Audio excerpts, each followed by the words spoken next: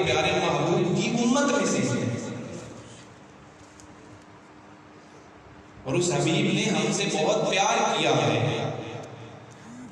کہ جب آقا کی پیدائش ہوئی تھی تو روایات میں آتا ہے کہ آقا کی زبان پر بچپن میں بھی یہی لفظ تھے، رب ہب لی امتی، اے اللہ میری امت کو بخش دینا۔ اور مولا علی المرتضیٰ کا ذکر ہوا، مولا علی المرتضیٰ ہی اس بات کو روایت کرتے ہیں کہ جب آقا کا وصال قریب تھا اس وقت بھی آقا کی ہونٹ مبارک ہل رہے تھے، تو میں نے قریب ہو کر کان لگا کر سنا تو آقا کی ہونٹ مبارک سے اس وقت بھی یہ الفاظ جاری تھے، ربی ہب لی امتی، ربی ہب لی امتی۔ تو اس کریم آقا کی امت میں سے ہم ہیں، تو کیا ہم پر اللہ کرم نہیں کرے گا؟ کوشش ہم نے کرنی ہے۔ ہمیں اتنا مبارک مہینہ عطا ہوا ہے کہ جس کے بارے میں آقا کریم صلی اللہ علیہ وآلہ وسلم نے فرمایا کہ اس شعبان میں ایک ایسی رات ہے کہ جس رات کو اللہ رب العالمین پہلے آسمان پر جلوہ گر ہوتا ہے اور ندا دیتا ہے کوئی جو بخشش طلب کرے، ہے کوئی جو مجھ سے توبہ کرنے والا ہو، ہے کوئی جو مجھ سے رزق طلب کرنے والا ہو، ہے کوئی جو مجھ سے اولاد طلب کرنے والا ہو۔ آج میرے خزانوں کے منہ کھل گئے ہیں، آج میں سب کچھ عطا کر دوں۔ اور آقا نے فرمایا کہ اس رات اللہ رب العالمین اپنے بندوں کو اس طرح بخشتا ہے اور اتنے لوگوں کو بخش دیتا ہے کہ آقا نے ایک مثال بیان کی کہ بنو کلب کی بکریوں کے جو بال ہیں ان بالوں سے بھی زیادہ اپنے بندوں کو بخش دیتا ہے۔ آقا نے ایک قبیلے کی بکریوں کی مثال دی کہ بنو کلب کی جو بکریاں ہیں، آقا نے فرمایا کہ بنو کلب کی بکریوں کے جو بال ہیں ان بالوں سے بھی زیادہ اللہ اس رات کو اپنے بندوں کو بخش دیتا ہے۔ تو جو اللہ اتنا کریم ہے، اگر ہم اس کے کچھ قریب ہوں، کچھ نزدیک ہوں، تو کیا اللہ کرم نہیں کرے گا؟ یقیناً کرے گا، بے شک کرے گا۔ اور اس مہینے میں جو فضیلتیں اور برکتیں نازل ہوئی ہیں اس کو ہم اگر گننا شروع کریں نا تو زندگی ختم ہو جائے، لیکن وہ برکتیں ختم نہ ہوں جو اس مہینے میں اللہ نے نازل کی ہیں، جس کا آغاز اللہ نے اس ہستی کی ولادت سے کیا کہ جس کو بعد میں شاہ اصغر حسین، بادشاہ اصغر حسین کے نام سے پکارا گیا۔ 3 شعبان کو حضرت مولا امام حسین کی ولادت ہے، اور اس مہینے کو یہ شرف عطا ہوا ہے کہ اس مہینے میں اللہ نے اس حسین کو بھیجا کہ جس حسین کے بعد کیا کر دین کو بچا جاتا ہے۔ اور اسی مہینے میں حضرت مولا غازی عباس کی بھی ولادت ہے۔ پہلے حسین کی ولادت ہے، 3 شعبان کو مولا حسین کی ولادت ہے، اور 4 شعبان کو مولا غازی عباس کی ولادت ہے، مولا وفاق کی ولادت ہے۔ اللہ نے صرف ایک دن کا وقفہ رکھا، ایک ہی مہینے میں دونوں ہستیوں کی ولادت ہوئی، کیونکہ انہی دونوں ہستیوں نے کربلا میں اکٹھے ہونا تھا۔ سبحان اللہ۔ اسی غازی عباس نے کربلا میں جا کر مولا حسین سے وفا کرنی تھی، اسی غازی عباس نے کربلا میں جا کر اپنے بازو کٹوانے تھے، تو ان دونوں ہستیوں کو اسی مبارک مہینے میں پیدا کیا۔ اور اسی طرح اس مہینے میں بہت عظیم ہستیوں کا وصال بھی ہوا ہے، جس میں ہمارے امام، ہمارے سروں کے تاج حضرت امام اعظم نعمان بن ثابت رضی اللہ تعالیٰ عنہ کا وصال ہوا ہے. ان کا وصال اسی مہینے میں ہوا اور اسی مہینے میں ایک عظیم واقعہ بھی پیش آیا ہے جس کو تحویل قبلہ کا واقعہ کہتے ہیں کہ اللہ نے قرآن مجید میں فرمایا قد نرا تقلب وجهك في السماء فلنولينك قبلة ترضاها. اے حبیب ہم آپ کا مبارک مکھڑا آسمان کی طرف اٹھتا ہوا دیکھ رہے ہیں اور ہم ان قریب جس طرف آپ چاہتے ہیں ہم قبلے کو بھی اس طرف دے دیں گے. سبحان اللہ. پھر جہاں آپ چاہیں گے آپ ادھر ہی کر کے نماز پڑھنا.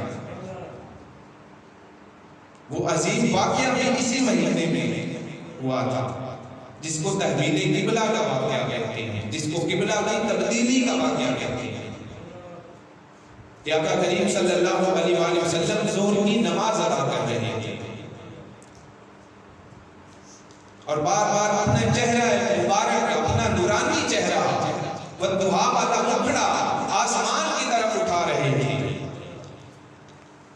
تو اللہ نے یہ آیات نازل کی ہے کہ قد نرا تقلب وجهك في السماء. اے حبیب ہم آپ کا مبارک مکھڑا, آپ کا سونا مکھڑا آسمان کی طرف اٹھتا ہوا دیکھ رہے ہیں اور ان قریب ہم جس طرف آپ راضی ہوئے.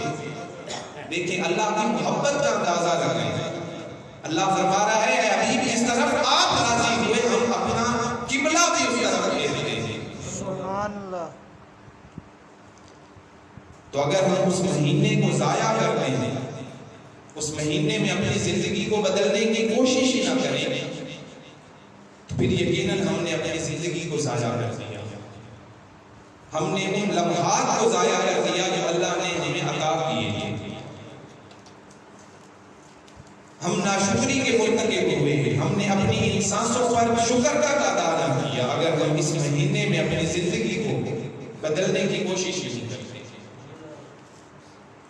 اور اسی طرح اس مہینے میں آقا کے کچھ معمولات ہوتے تھے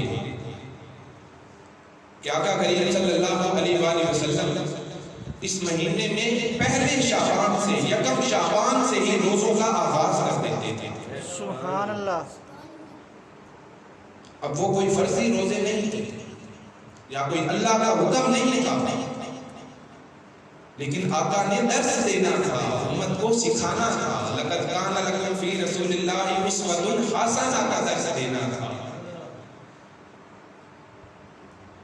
کہ تم شعبان سے شروع کرو روزوں کو. اس سے کیا ہوگا, اس مہینے میں اعمال کی پیشگی ہوتی ہے کہ جب تمہارے اعمال پیش کیے جائیں تو اس رب کی بارگاہ میں تم روزے کی حالت میں ہو تو اللہ تمہارے اس روزے کا حیا کرے اور تمہیں بخش دے. اس روزہ رکھنے کی حکمت یہ تھی. حضرت عائشہ صدیقہ رضی اللہ تعالیٰ عنہ فرماتی ہیں کہ میں نے کسی اور مہینے میں نہیں دیکھا کہ آقا کریم صلی اللہ علیہ وآلہ وسلم نے اتنی تاکید سے روزے رکھے ہیں جتنی تاکید سے شعبان میں روزہ رکھتے تھے. اور آپ اتنے روزے رکھتے تھے اس شبیل اس ماہ میں کہ آپ ان روزوں کو رمضان سے ملا دیتے تھے کہ ادھر سے شعبان ختم ہوتا تھا اور ادھر سے رمضان مبارک شروع ہو جاتا تھا اور آقا روزے سے ہوتے تھے. تو اگر ہم ان کی اس سیرت پر, اس سنت پر عمل نہیں کرتے تو پھر ہمارے دعوے کھوکھلے ہیں, ہماری محبت کے دعوے کھوکھلے ہیں, ہمارے وہ نعرے رسالت کھوکھلے ہیں اگر ہم اس حبیب کی سنت پر عمل نہیں کرتے. تو یہ ساری فضیلتیں بیان کرنے کا مقصد یہ ہوتا ہے کہ ہم اپنی زندگی کو بدلنے کی کوشش کریں کہ اتنا مبارک مہینہ ہمیں عطا ہوا ہے اور پھر بھی ہم اسے ضائع کرتے ہیں. اور اگر ہم دعا کریں یا رب العالمین تجھے تیرے حسین کا واسطہ ہے ہماری خطاؤں کو معاف کر دے, اور اس حسین کی کیا بات کریں, شاہ اسد حسین, بادشاہ اسد حسین, دین اسد حسین, دین پناہ اسد حسین, سردار ندار دست در دست یزید, شاہ بھی حسین، بادشاہ بھی حسین، شاہوں کا شاہ بھی حسین، دین بھی حسین ہے اور دین کو بچانے والا بھی حسین، جس کے لیے آقا نے فرمایا تھا نا کہ حسین منی و انا من الحسین، حسین مجھ سے ہے اور میں حسین سے۔ صحابہ نے پوچھا یا رسول اللہ صلی اللہ علیہ وآلہ وسلم، اس بات کی تو سمجھ آتی ہے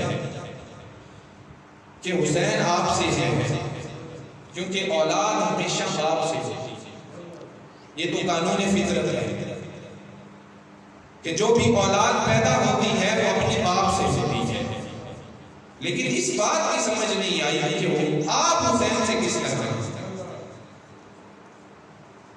تو آقا کریم نے فرمایا جو میں دیکھ چکا ہوں کاش تم وہ دیکھتے تو پھر تم یہ سوال نہ کرتے۔ حضرت ام سلمہ رضی اللہ تعالیٰ عنہ یہ حدیث روایت کرتی ہیں کہ آقا کریم صلی اللہ علیہ وآلہ وسلم نے فرمایا کہ ام سلمہ آج ایک اللہ کی طرف سے فرشتہ آنے والا ہے جو پہلے کبھی نہیں آیا، وہ آج آنے والا ہے، تو میں اپنے حجرہ مبارک میں بیٹھنے لگا ہوں اس فرشتے کے انتظار میں، تو کسی کو بھی اندر نہ آنے دینا۔ حضرت ام سلمہ آقا کریم صلی اللہ علیہ وآلہ وسلم کے حجرہ مبارک پر بیٹھ گئے تاکہ جو بھی اندر داخل ہونے کی کوشش کرے اس کو آقا کے حکم کے مطابق روک دے۔ وہ فرشتہ آیا، اس نے آ کر ایک شیشی دی، اس میں مٹی تھی۔ اس فرشتے نے بتایا یا رسول اللہ صلی اللہ علیہ وآلہ وسلم یہ مٹی کربلا کی مٹی ہے، یہ اس زمین کی مٹی ہے کہ جس زمین پر آپ کے حسین کو شہید کر دیا جائے۔ کچھ ہی دیر گزری تو حضرت امام حسین بچپن تھا، کھیلتے ہوئے نانا کی حجرت کی طرف آئے تو حضرت ام سلمہ رضی اللہ تعالیٰ عنہ نے روک دیا۔ حضرت امام حسین رونے لگ گئے تو آقا کریم صلی اللہ علیہ وآلہ وسلم نے اندر سے آواز دی کہ ام سلمہ حسین کو نہ روکو، حسین کو آنے دے۔ تو آقا کریم صلی اللہ علیہ وآلہ وسلم نے حضرت امام حسین کو اپنی گود میں بٹھایا اور آپ کی آنکھوں سے آنسو جاری تھے۔ آپ نے حضرت ام سلمہ کو بلایا، اے ام سلمہ یہ مٹی رکھ لو، یہ مٹی مجھے ایک فرشتہ دے کر گیا ہے اور اس نے مجھے یہ خبر دی ہے کہ جس دن یہ مٹی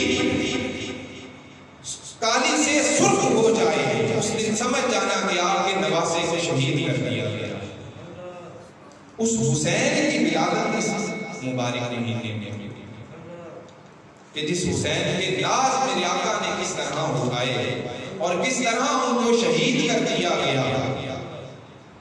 اور لوگ کہتے ہیں کہ غم حسین میں رونا حرام ہے۔ اگر لعنت ہو تم لوگوں پر، تمہیں سمجھ ہی نہیں ہے کہ آقا نے جس کے لیے آنسو بہائے ہیں اور تم یہ کہہ رہے ہو کہ غم حسین میں رونا حرام ہے۔ تم نے حدیث کو پڑھا ہی نہیں ہے، تمہیں پتہ ہی نہیں ہے کہ جس کے لیے آقا نے بچپن میں آنسو بہائے ہیں اس حسین کے لیے تم کہہ رہے ہو کہ اس حسین کے غم میں رونا حرام ہے۔ اس حسین کے غم میں رونا تو بخشش کا سبب بنے گا۔ اگر ہم اس حسین کے غم میں روئیں گے، اگر ہماری ایک آنکھ سے ایک بھی آنسو نکلے گا تو اللہ ہماری بخشش کر دے گا۔ اس حسین کی ولادت اس مہینے میں صحابہ بیان کرتے ہیں کہ حضرت امام حسین کو آقا کریم صلی اللہ علیہ وآلہ وسلم کھلا رہے ہیں، جیسے بچے کھیلتے ہیں ایسے آقا کریم حضرت امام حسین کو کھلا رہے ہیں۔ آقا کریم نے اپنے قدمین مبارک پر حضرت امام حسین کو بٹھایا ہوا ہے اور آپ کے ہاتھوں کو پکڑا ہوا ہے پاؤں ہلاتے ہیں ایسے ہلا رہے ہیں اور ساتھ کہہ رہے ہیں کہ اے بچے پہاڑ پر چڑھا، پہاڑ پر چڑھا۔ حضرت امام حسین آپ کے قدمین مبارک سے آپ کے گھٹنوں پر پاؤں رکھ لیتے ہیں۔ سرور کائنات پھر فرماتے ہیں اے بچے پہاڑ پر چڑھا، اور پہاڑ پر چڑھا تو حضرت امام حسین آپ کے پیٹ مبارک پر قدم رکھ لیتے ہیں۔ تو آقا کو محبت ہی بہت تھی حضرت امام حسنین سے۔ آقا کریم صلی اللہ علیہ وآلہ وسلم حضرت امام حسن اور حضرت امام حسین کے پیچھے پڑا۔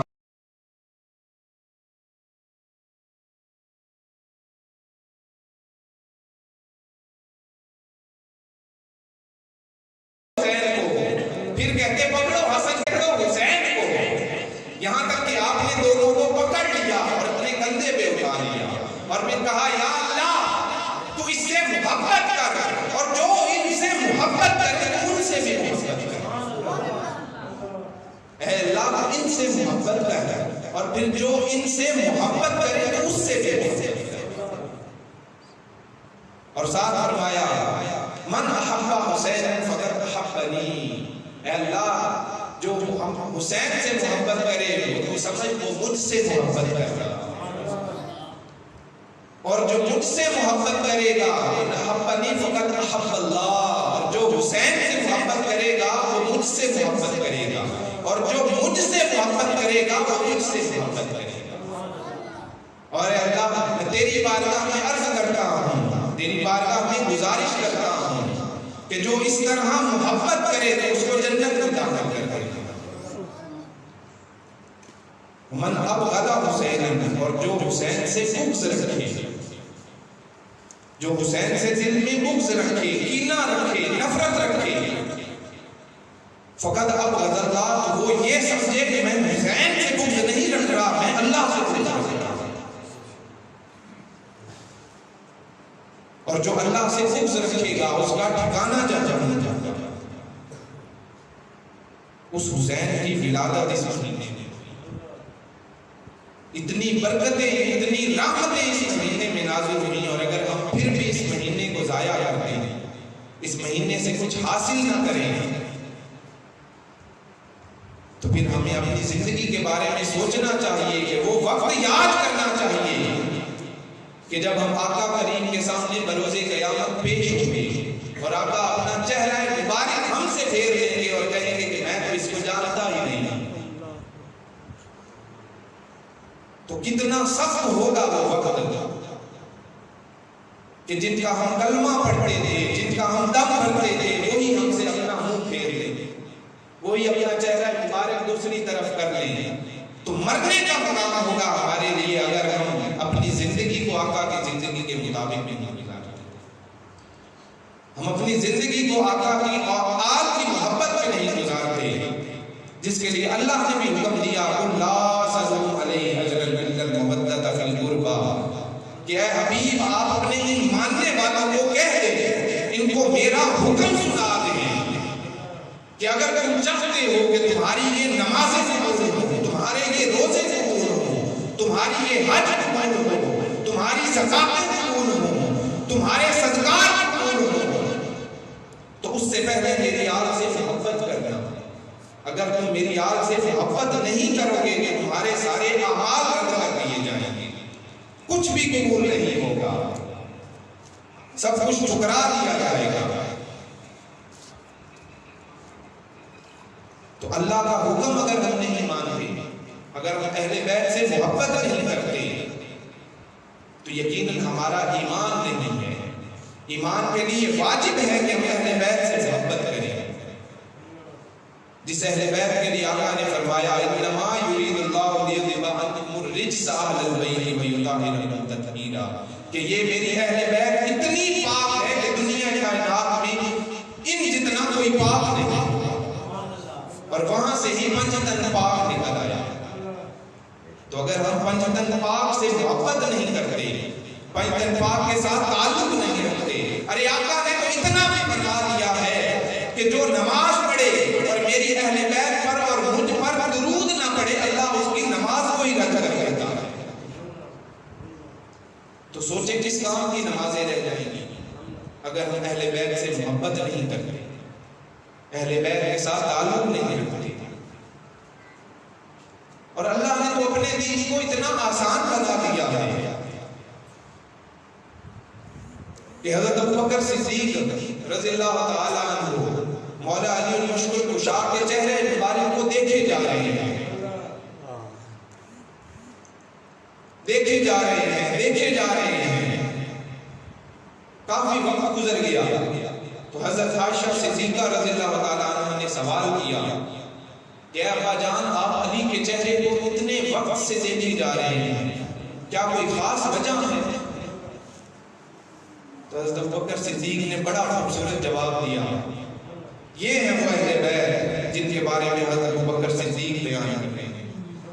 حضرت ابوبکر صدیق رضی اللہ تعالیٰ عنہ نے فرمایا کہ میں نے اپنے ان کانوں سے اپنے آقا کو یہ فرماتے ہوئے سنا تھا کہ علی کے چہرے کو دیکھنا بھی عبادت ہے۔ اور جب یہ آقا نے حدیث بیان کی تھی اس وقت صحابہ نے سوال کیا یا رسول اللہ صلی اللہ علیہ وآلہ وسلم جب علی نہیں ہوں گے، جب علی کا وصال ہو جائے گا تو جو لوگ اس وقت موجود ہوں گے تو کیا وہ اس عبادت سے محروم رہ جائیں گے؟ صدقے جائیں ہمارے آقا پر، آقا نے فرمایا کہ نہیں، ایسا نہیں ہوگا۔ جو علی کو دیکھ لیں، علی کو دیکھنا بھی عبادت ہے، اور جو علی کو نہ دیکھ سکے اگر علی کا ذکر بھی کر لیں، علی کا ذکر کرنا بھی عبادت ہے۔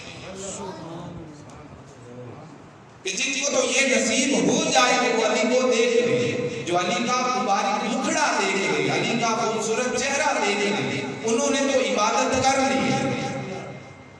اور جو نہیں دیکھ سکے اگر وہ علی کا ذکر کر لیں گے تو علی کا ذکر کرنا بھی عبادت ہے، حسین کا ذکر کرنا بھی عبادت ہے، سیدہ کائنات کا ذکر کرنا بھی عبادت ہے، حسن کا نام لینا بھی عبادت ہے، اور کربلا والوں کے لیے آنسو بہانا بھی عبادت ہے۔ تو اگر ہم اس اہل بیت کا ذکر ہی نہیں کرتے بلکہ اگر ان کا ذکر کیا جاتا ہے تو ہمارے ماتھے پہ وٹ پڑ جاتے ہیں، تو پھر ہمیں سوچنا چاہیے کہ ہمارا ایمان کس درجے کا ہے۔ کیونکہ آقا نے فرمایا کہ اے علی میرا تجھ سے وعدہ ہے قیامت تک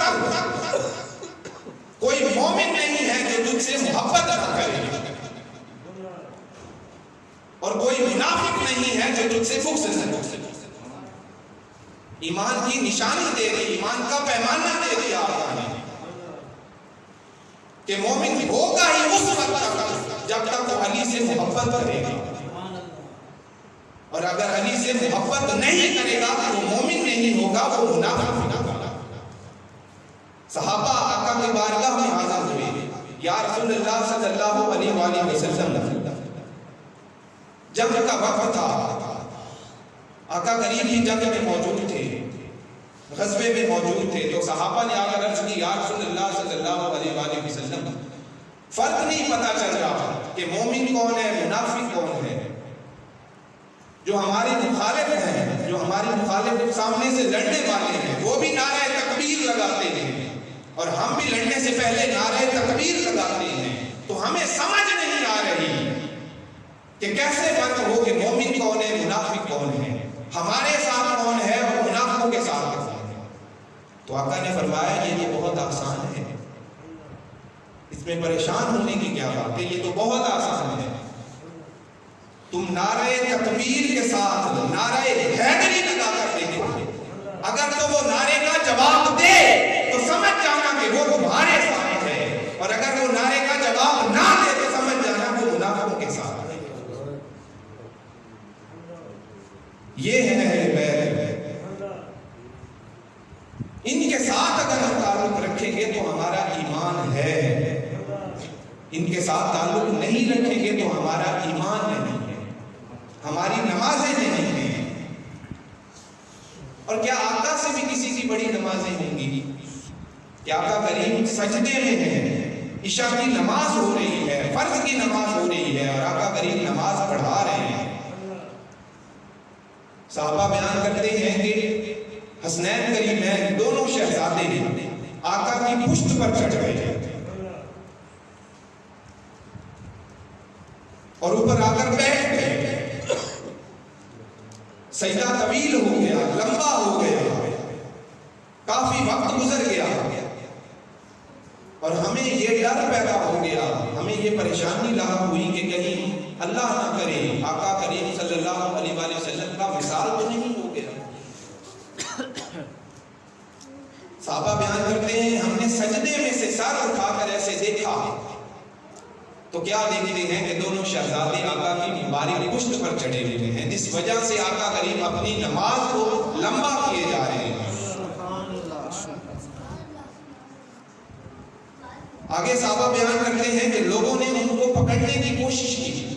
صحابہ جو شہزادے تھے حسنین کریمین تھے ان کو اتارنے کی کوشش کی تاکہ آقا کریم اپنے سجدے سے اٹھ جائیں.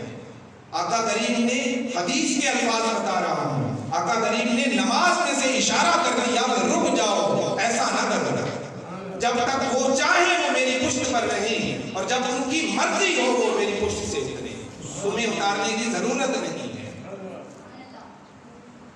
اور جب حسنین کریمین اپنی مرضی سے گھیرتے ہوئے آقا کریم کی مبارک پشت سے اتر گئے، اس کے بعد آقا کریم صلی اللہ علیہ وآلہ وسلم نے سلام پھیرا اور آپ نے دونوں شہزادوں کو اپنی گود میں اٹھایا اور کہا کہ ان کو کبھی تکلیف نہ دینا، ان کے ساتھ محبت رکھنا، اگر تم چاہتے ہو کہ تمہارا ایمان قائم رہے تو ان دونوں شہزادوں کے ساتھ محبت رکھنا، اور اگر تم ان کے ساتھ محبت رکھو گے اللہ تمہارے ساتھ محبت رکھے.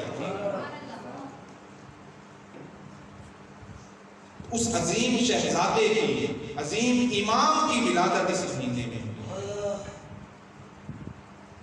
کہ جس کے لیے اللہ کے پیارے نبی نے فرمایا تھا کہ میری اہل بیت کے بارے میں اللہ سے ڈرتے رہنا، اور مجھے ڈر ہے کہ میرے اس حسین شہزادے کو، میرے اس جنت کے پھول کو ایک وقت آئے گا کہ ایک قبیلے کے لونڈے شہید کر دیں گے. اور پھر وہ وقت تاریخ نے دیکھا کہ جب حضرت امام حسین نے رجب میں آغاز سفر کیا اور 3 ماہ کے مسلسل سفر کے بعد آپ نے کربلا میں پھر ڈیرے لگائے اور وہاں پھر وہ حدیث ثابت ہو گئی کہ جب آپ نے سارے کنبے کو شہید کروا دیا، اپنی اولاد کو شہید کروا دیا، اپنے بھائیوں کو شہید کروا دیا، حضرت عباس علمدار جیسے عظیم وفادار کو شہید کروا دیا، تو اس وقت وہ حدیث ثابت ہو گئی کہ حسین منی وانا من الحسین، کہ حسین مجھ سے ہے اور میں حسین سے ہوں، کہ سیدہ کائنات کی گود سے لے کر 56 سال کا حسین آقا سے تھے اور 56 سال سے لے کر قیامت تک آقا حسین سے ہیں. سبحان اللہ. آقا کے دین کی بقا حسین سے ہوگی. اس لیے حسین کا ذکر کرتے رہا کریں. اگر چاہتے ہیں کہ آپ کے سارے اعمال قبول ہوں، اگر چاہتے ہیں کہ آپ کی بخشش ہو، حسین سے وفا کریں. حسین سے وفا کا بہت صلہ ملتا ہے. اس عباس علمدار نے وفا کی تھی کہ حضور شیخ الاسلام پروفیسر ڈاکٹر محمد طاہر القادری بیان کرتے ہیں کہ میں خود گیا، وہ بیان کرتے ہیں کہ میں خود گیا عراق میں حضرت عباس علمدار کے روضہ مبارک پر کہ جنہوں نے حسین سے وفا کی ہوئی ان کو درجات کیا ملتے ہیں. وہ بیان کرتے ہیں کہ مجھے یہ سعادت نصیب ہوئی کہ جہاں حضرت عباس علمدار کا جو اصل روضہ ہے، ایک تو اوپر تشبیہ ہوتی ہے، روزوں کے اوپر تشبیہ ہوتی ہے، اصل قبر نیچے ہوتی ہے، تو جہاں اصل قبر تھی میں وہاں پہ گیا ہوں، مجھے وہ سعادت نصیب ہوئی اور میں نے وہاں ایک عجیب معجزہ دیکھا اور میری روح تڑپ گئی کہ کیا حسین سے وفا کرنے کا اتنا صلہ ملتا ہے. آپ بیان کرتے ہیں کہ میں نے دیکھا کہ آپ کی قبر مبارک کے ارد گرد کندھوں اتنا پانی ہے اور ایسا پانی ہے جس میں سے خوشبوئیں اٹھ رہی ہیں. ایسا پانی ہے جس میں سے خوشبوئیں اٹھ رہی ہیں. 1400 سال گزر گئے ہیں. 1400 سال سے وہ بتاتے ہیں جو وہاں کے متولی ہیں کہ 1400 سال سے یہ پانی ایسے ہی بہ رہا ہے اور آج تک نہ یہ پانی خراب ہوا ہے اور نہ اس پانی میں بو آئی ہے. کیسی عظیم وفا کا صلہ ملا حضرت عباس علمدار کو کہ پانی اب ترس رہا ہے کہ عباس ایک بار مجھے پی لے.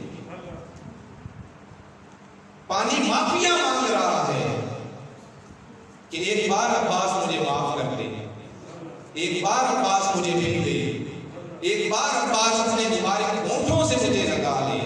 وہ 1400 سال سے حضرت عباس علمدار کے روضہ مبارک کے ارد گرد معافیاں مانگ رہا ہے, تڑپ رہا ہے کہ ایک بار عباس مجھے معاف کر دے. اور عباس نے کیا کیا تھا؟ اس حسین کے ساتھ وفا کی,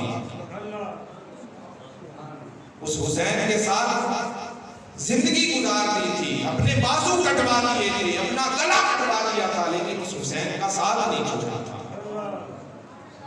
تو اگر ہم بھی اب اس حسین کے ساتھ وفا کریں, ان کا ذکر کریں, ان کا نام لیں, ہر وقت ہمارے دل میں حسین ہو, اور جیسے انہوں نے حق کے خلاف ڈٹ کر مقابلہ کیا کہ چاہے یزید کو تخت مل گیا لیکن یزید کا نام غرق ہو گیا, حسین نے سر دے کر دین کو بھی بچا لیا, اور آج تک حسین حسین ہوتا ہے. آج تک کوئی یہ نہیں کہتا کہ یزید بادشاہ تھا, بلکہ ہمیشہ یہی کہتے ہیں بادشاہ است حسین, شاہ است حسین, بادشاہ است حسین, دین است حسین, دین پناہ است حسین. اس حسین سے محبت کریں, اس حسین کے ساتھ تعلق رکھیں, اس کا ذکر کیا کریں, کیونکہ یہ حسین لفظ بھی جو آیا نا, یہ نام آقا نے فرمایا یہ حسین نام بھی جنت سے آیا ہے. تو جو لفظ بھی جنت سے آیا ہو, اندازہ لگائیں کیا اس لفظ کے بولنے سے عبادت ہوتی ہے یا نہیں ہوتی؟ یقیناً ہوتی ہے. تو اس حسین کا ذکر کیا کریں, اس حسین سے محبت رکھا کریں. اور آپ نے وہ واقعہ سن رکھا ہے کہ ایک راہب جو آقا کی بارگاہ میں آیا تھا اور آ کر عرض کی یا رسول اللہ صلی اللہ علیہ وآلہ وسلم میرے لیے دعا کریں کہ اللہ میرے نصیب میں اولاد لکھ دے.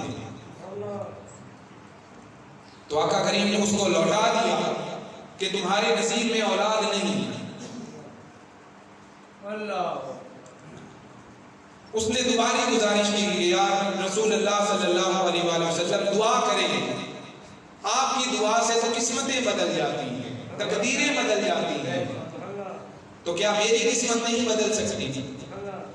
تو آقا کریم صلی اللہ علیہ وآلہ وسلم نے پھر وہی بات فرمائی کہ چلے جاؤ تمہارے نصیب میں اولاد نہیں ہے. وہ آقا کی بارگاہ سے واپس آ گیا, روتا ہوا جا رہا تھا کہ رستے میں چھوٹا کھیلتا ہوا حسین ملا. حضرت مولا حسین نے اس کو روک کر پوچھا کہ کیا ہوا ہے, کیوں رو رہے ہو؟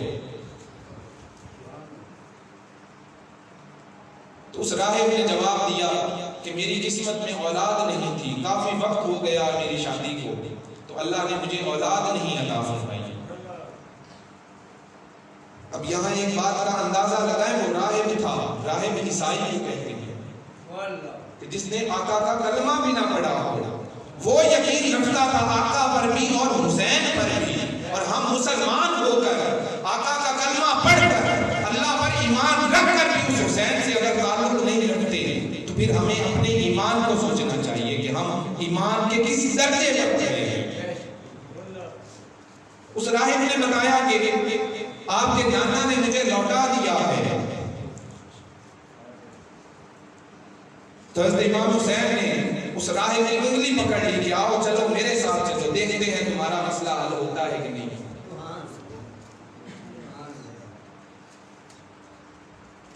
حضرت امام حسین اس کو لے کر آقا کی بارگاہ میں آ گئے اور آ کر پوچھا اے نانا جان اس کا کیا مسئلہ ہے, کیوں یہ رو رہا ہے؟ تو آقا کریم نے فرمایا یہ اولاد کے لیے دعا کروانا چاہ رہا ہے, تو میں نے بتا دیا ہے کہ اس کی نصیب میں اولاد نہیں. تو حضرت امام حسین نے آقا کو دوبارہ نہیں کہا، ایک بار پوچھا، دوبارہ نہیں کہا کہ آپ دعا کریں۔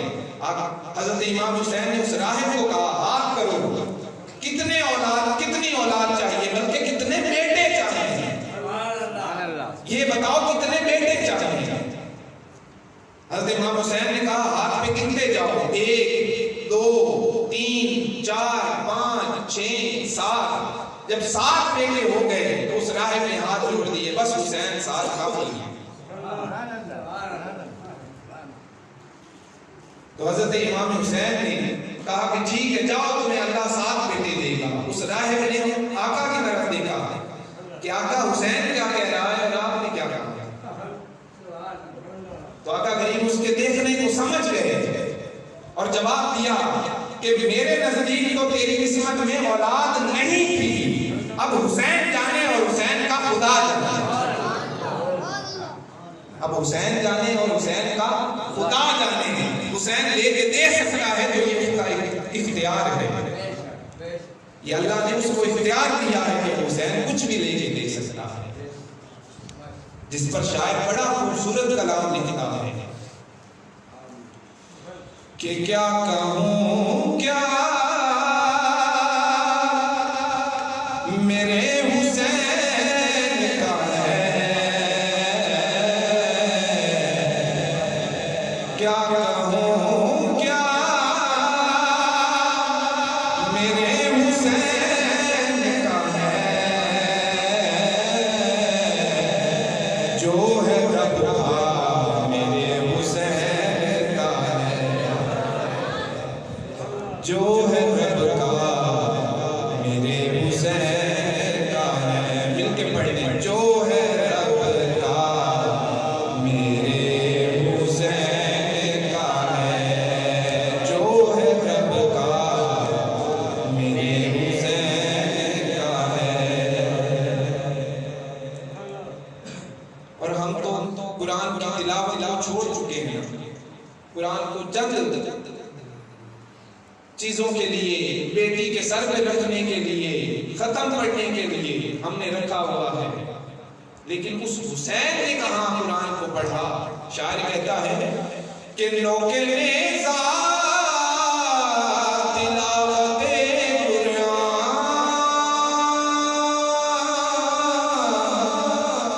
نوکے نیزہ تلاوت قرآن، یہ کہنے جا میرے حسین کا ہے، یہ کہنے جا میرے حسین کا ہے، جو ہے رب کا میرے حسین کا ہے، جو ہے رب کا میرے حسین کا ہے۔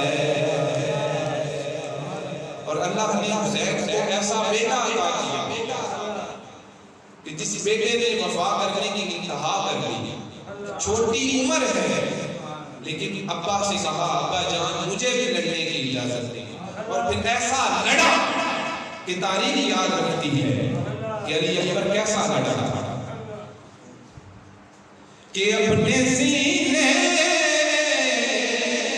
سے توڑ دے برچھی،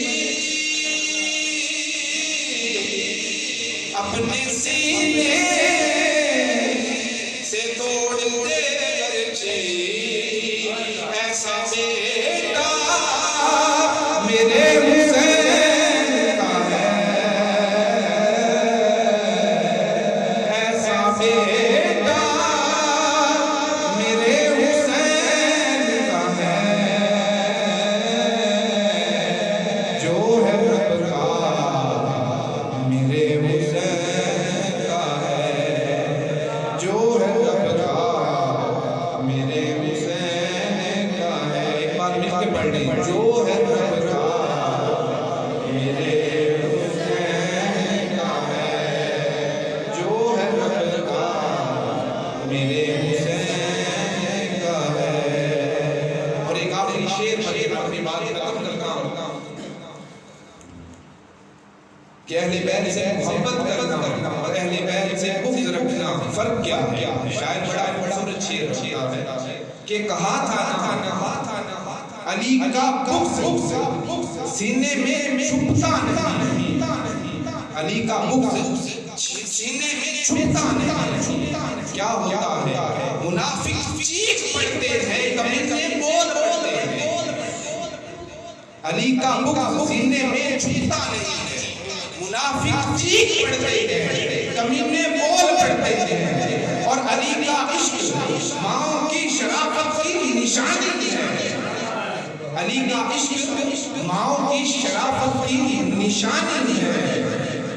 علی کا نام آتا ہے تو شجرے کو پڑھتے ہیں، علی کا نام آتا ہے تو شجرے کو پڑھتے ہیں. اللہ تبارک و تعالیٰ کی بارگاہ میں دعا ہے کہ اللہ رب العالمین ہمیں آقا کریم صلی اللہ علیہ وآلہ وسلم کی اہل بیت کے ساتھ محبت اور عشق کرنے کی توفیق عطا فرمائے، اور ہماری اس حاضری کو اپنی بارگاہ میں